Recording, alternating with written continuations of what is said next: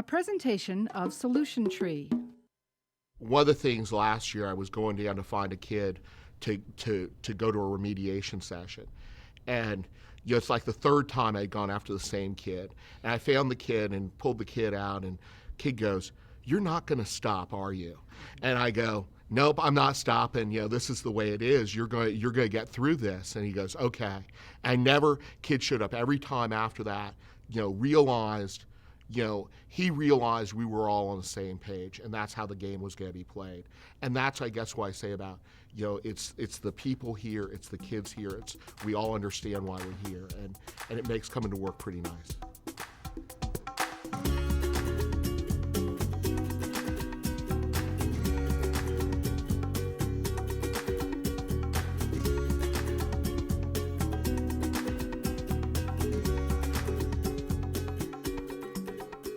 You hear this shift from focusing on teaching to learning. And when you hear that, it seems so, well, why does he keep saying that? And then when you make that shift, it changes everything that you do. Because suddenly, it's not the child who you're looking at, you're really looking at yourself. You're saying, instead of saying, I taught it and he didn't learn, you are saying, why didn't he learn, and what do I need to do? What do I need to do to fix it? And in this building, we have this thing called mirror check. Look in the mirror first. The first person you should look at when things are not going well is to look in the mirror.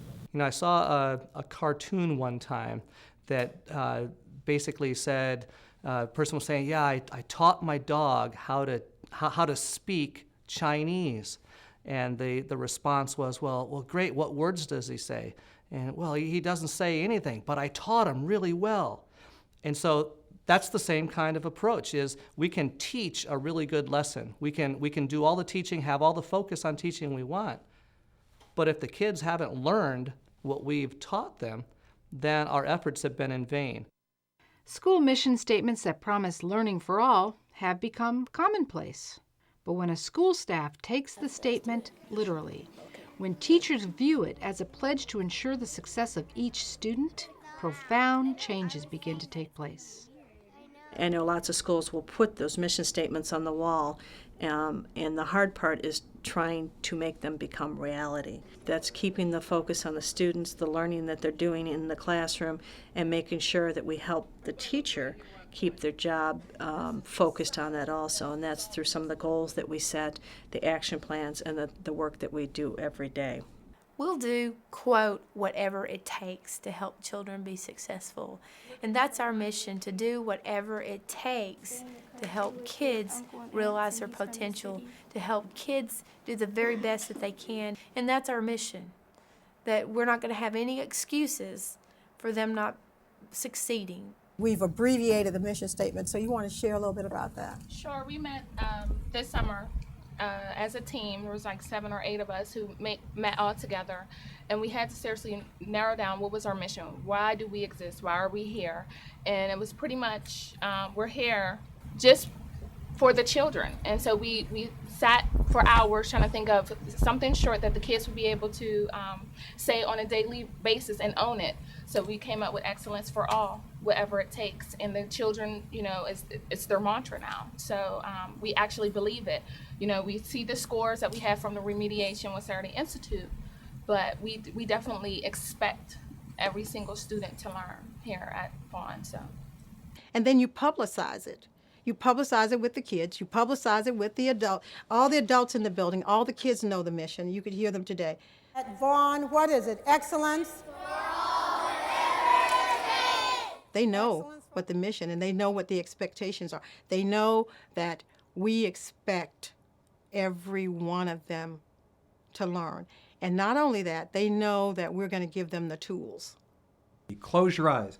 Imagine the school we want to be. What does it look like? And we created that collectively. Then after we created that, we said, okay, now what process can we use to get us there?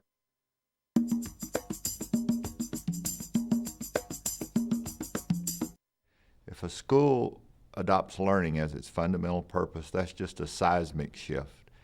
And it gets played out in the way that learning mission is embedded in the school. We embed the learning mission in school by focusing on fundamental questions. The fundamental questions are, what do we want all students to learn? How will we know if they've learned it? How will we respond when they don't learn? And how do we respond when the students already know it? These fundamental questions are the focus of this program. Answering these questions establishes the foundation for a professional learning community.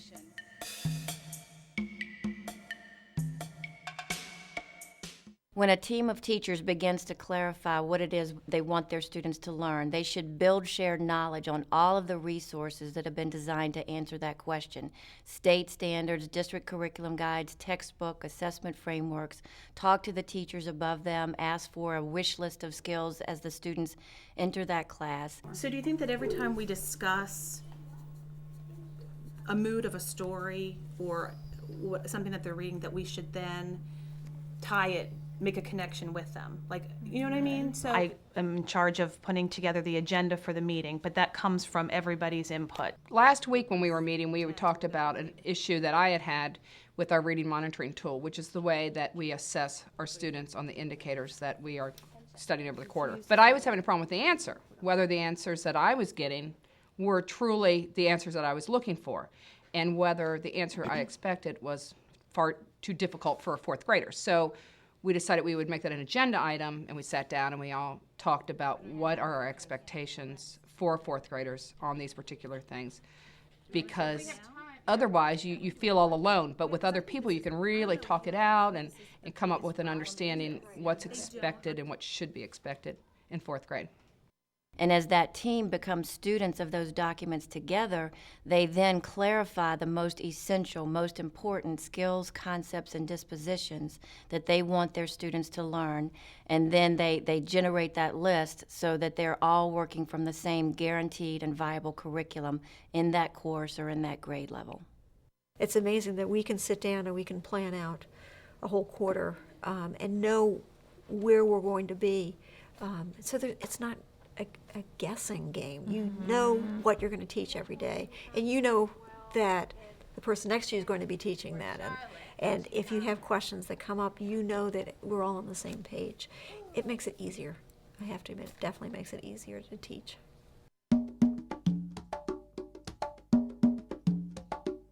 When I talk to schools who want to, take those first steps to becoming a PLC, the one thing that I always see is that they really need to have those conversations about what a course is about. What will a child be able to know and do and exhibit at the end of a course, and come up with those core objectives for each course. And then the next question that follows from that, how do you know?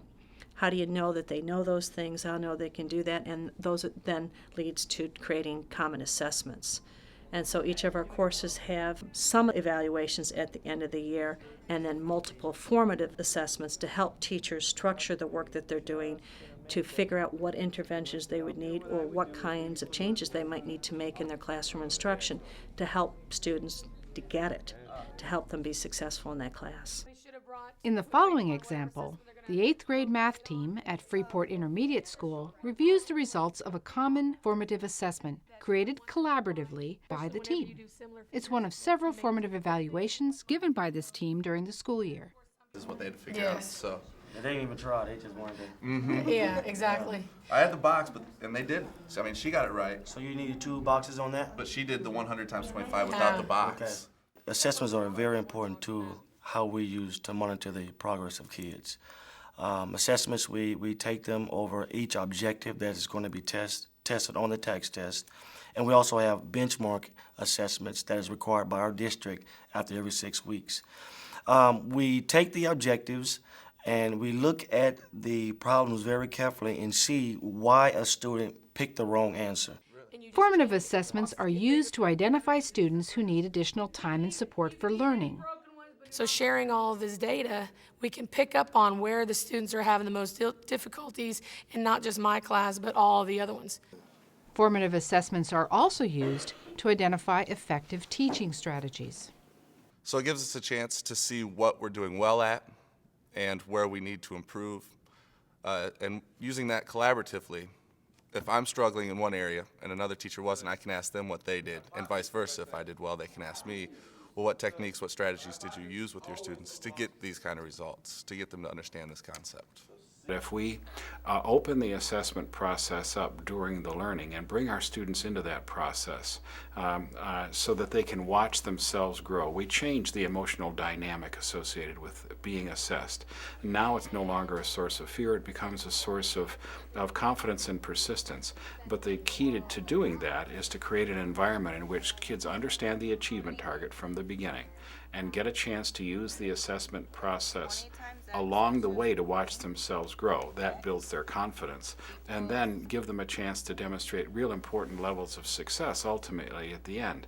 And if we can get to that kind of an emotional environment of students beginning to believe in themselves, we now know, based on research conducted literally around the world, the result will be unprecedented achievement score gains for all students, but especially for low achievers.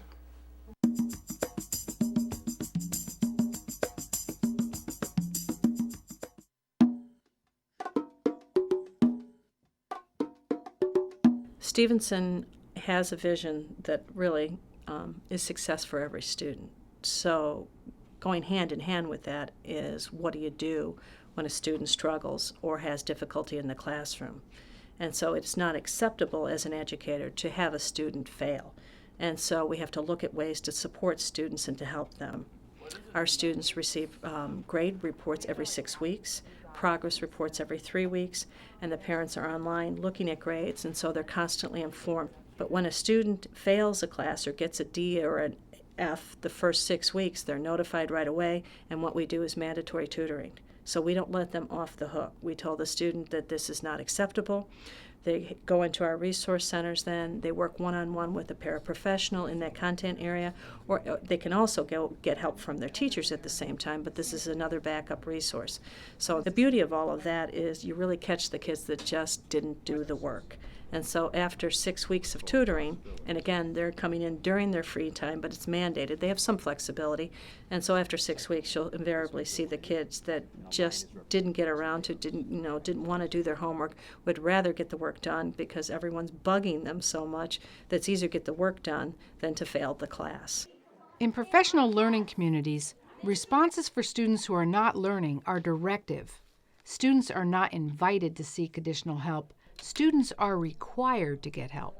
When we see students not performing, whether it's because they're lacking some skills in that particular area or they're just not doing their homework, we have a pyramid of interventions, which we created a couple of years ago for students that need that extra support. We're going to talk about the pyramid of interventions, talk about your report card and how you've been doing, and just kind of catch up on what we can do to help you and what we need to do as the next steps in getting some of these grades up, okay?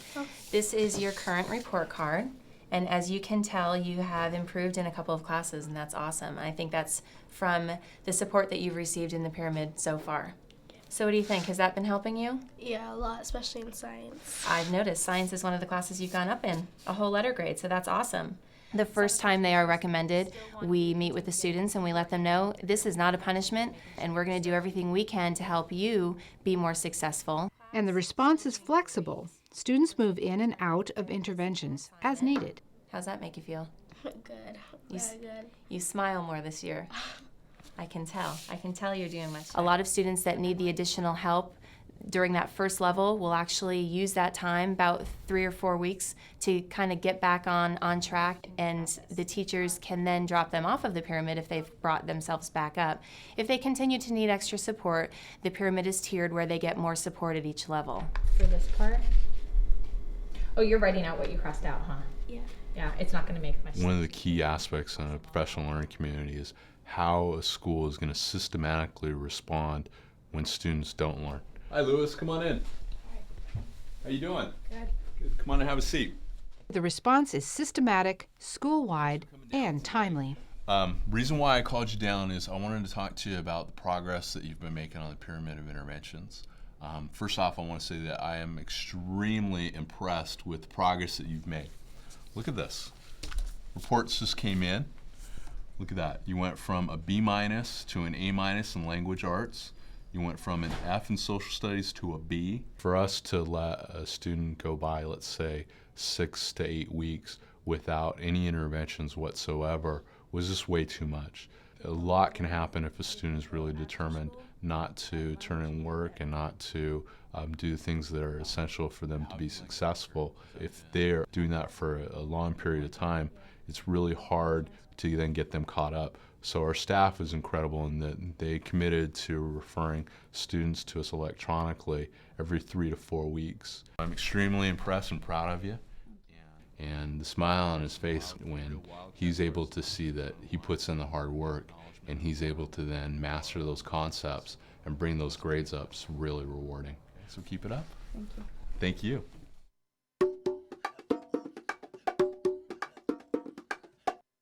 Clara approached me at the end of last year, and Enrichment is just as important as remediation. different ways to allow students that did not need extra remediation during that what we call team time. It's our tutorial time. And so she was looking to add some more electives during that time. She approached me about starting a jazz band.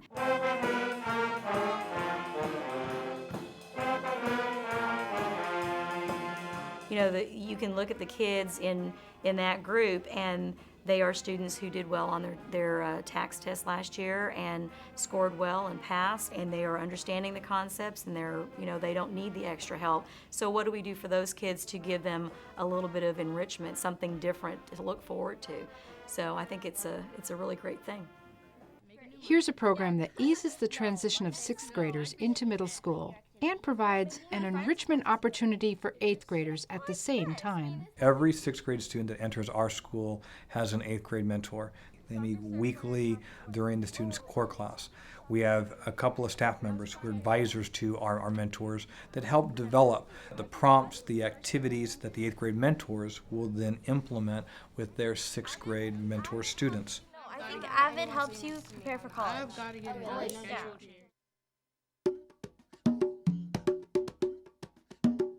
Ensuring that all students learn requires a different kind of culture. I think the big difference between a school that functions as a learning community and a traditional school is that in a traditional school, whether or not kids actually learn what's being taught is often left to either the child or chance.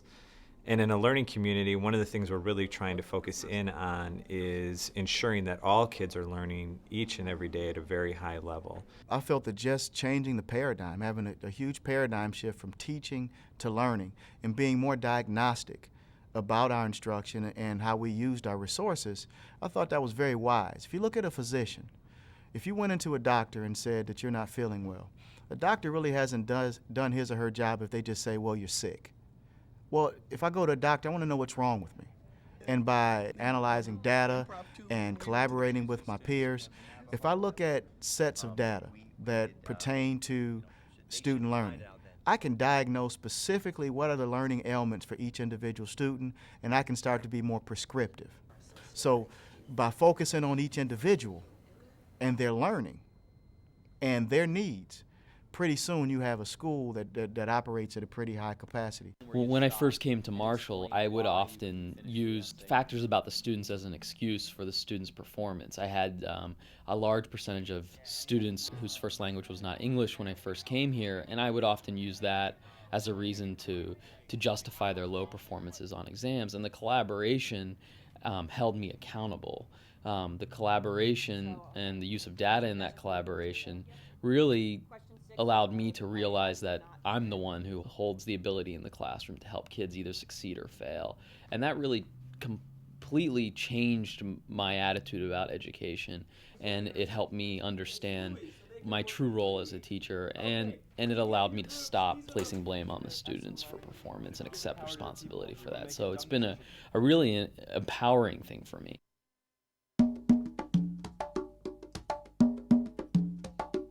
If you ask me, Mike, what makes it work, I'd say 2 underlying elements. One is a staff agreeing that you're going to take responsibility to ensure that all kids learn. but then two, empowering the people who are going to take that responsibility to make that happen. Truly, I sometimes feel sorry for the class I had the year before because I'm not the same teacher today as I was last September, and it's because of the very close collaboration that we do with each other. And I think that for me professionally, that motivates me. It keeps the fire going. It keeps the passion in the teaching. You have to go that extra mile to make sure that you can truly get the success that you really want out the kids. So continued improvement is a key element in our success. We just want to do what we have to do to make sure that we can truly get the success out those kids. I think someone who hears about this might say, well, every year you're supposed to be dissatisfied with the previous year and find something else to do. It sounds like it's a lot of work and that we're always having to set the bar higher on ourselves.